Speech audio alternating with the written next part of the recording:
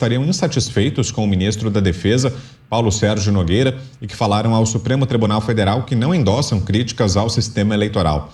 Segundo as Forças Armadas, a reportagem busca disseminar discórdia e divisão entre os militares e o ministro da Defesa. E destacaram ainda que é indiscutível o relevante papel da imprensa para garantir uma democracia sólida e um ambiente de harmonia institucional, mas que a disseminação de fake news contribui para a instabilidade entre os poderes e os brasileiros.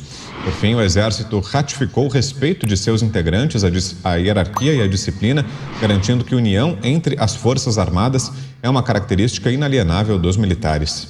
Aqui vou dar uma informação, que esse pessoal aí fica fontes do Exército, militar que não quis reservar, todos estão mentindo. Todos estão mentindo. Tá? Não tem fonte nenhuma, porque eles não conversam.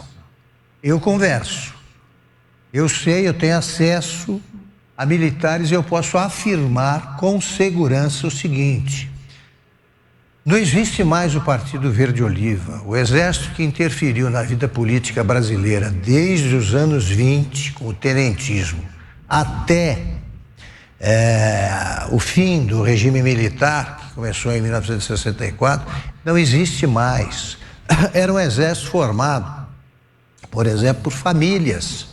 As famílias poderosas do Nordeste, por exemplo, escalavam o filho ali para virar militar. Ou mais que isso.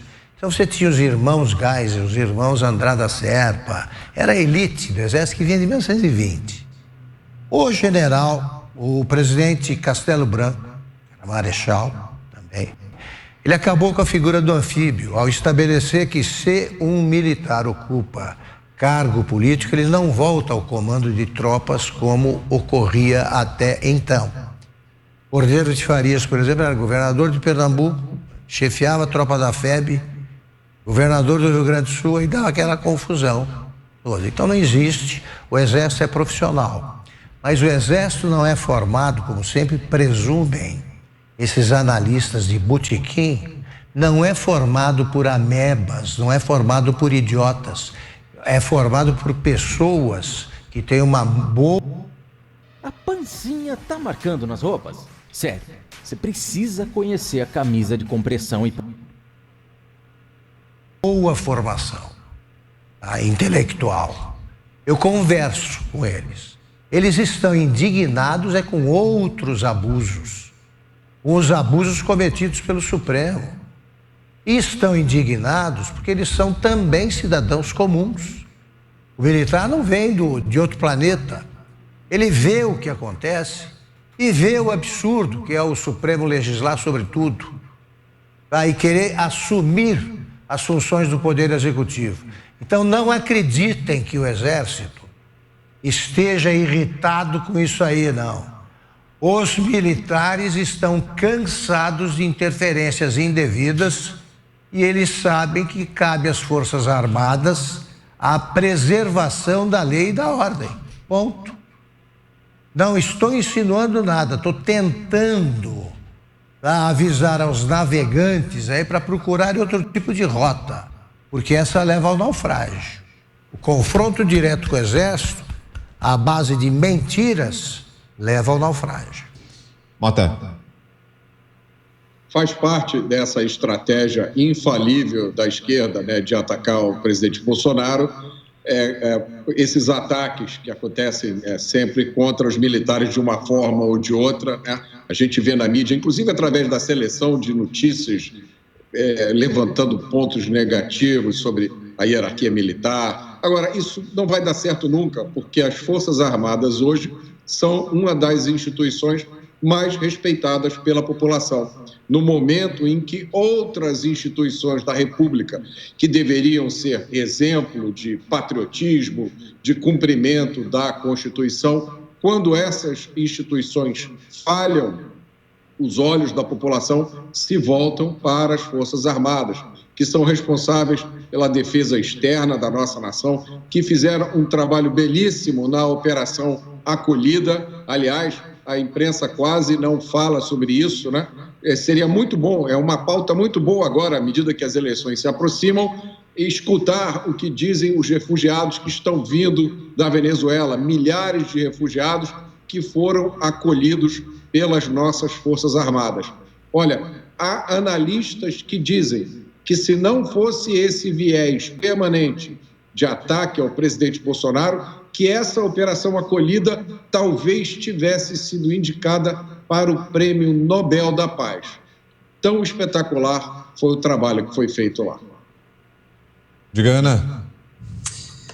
Pois bem, Vitor, ontem no meu passeio aqui pela internet, eu me deparei com um artigo do também jornalista da Globo, Merval Pereira, que dizia o seguinte: candidatura de Bolsonaro deveria ser impugnada.